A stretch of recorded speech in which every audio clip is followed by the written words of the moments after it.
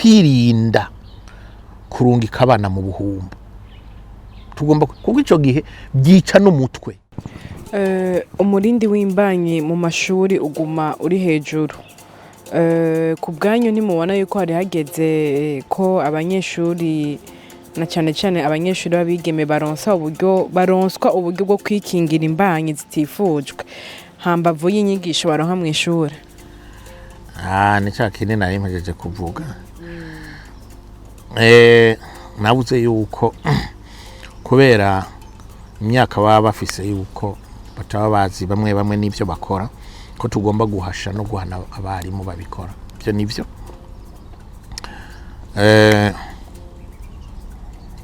Ndibaza yuko umuti mwiza ugomba gutangurira ku kwigisha abana, kubigisha ibyo baba barimwo, kuko nanone kubaha imiti ngura bakingiye batazi naho nyene ico bikingira neza ico arico n'ingaruka mbi yavyo, ngo abashoboye kwifata bifate, ntaco buri kurakiza, kuko baca baba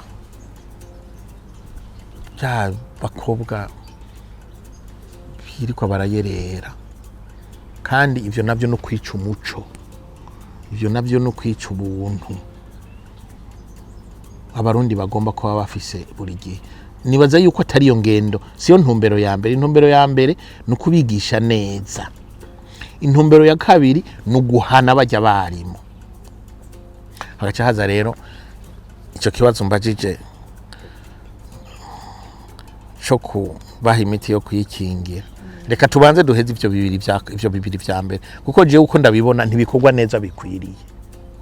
Tubanze tubyexploite, turabe ko ataco bitanga, hanyuma turabe aho urugero rugeze, aho urugero ruri, kuko tugomba kwirinda kurungika abana mu buhumbu. Kuko ico gihe byica n'umutwe, la conscience, bica la conscience y'umwana, ugasanga ahubwo yabigize ibikino kujya kw'abazungu batakimenya ibikorwa mpuzabitsina icarico. Usanga baca bayifata nk'umukino. Aha rero hagaca hiyongera ko nakijya kibazo c'ukugene abantu bikingira bene ivyo, kuko hariho ibindi vyigwa bashobora gukora ku bantu bafise ubwenge bari conscient, batategerezwa kwama bariko barafata imiti, kuko bene abo bafata imiti n'abantu babigira akamenyero. Ndazi ko ibisore myinshi usanga biborohera, ariko ibyo no gukingira umuntu nka ko mu wowe umukingiye ingwara, kuko ico gihe je sindavyita kwikingira, ni nk'umuti wowe umuhaye kugira ngo ntagware.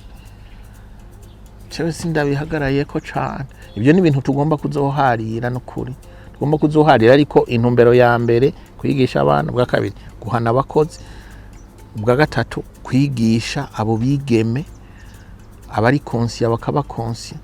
Ibindi turashobora gutora ubundi buryo bwo kubikora, utagombye kwirigura komindoro.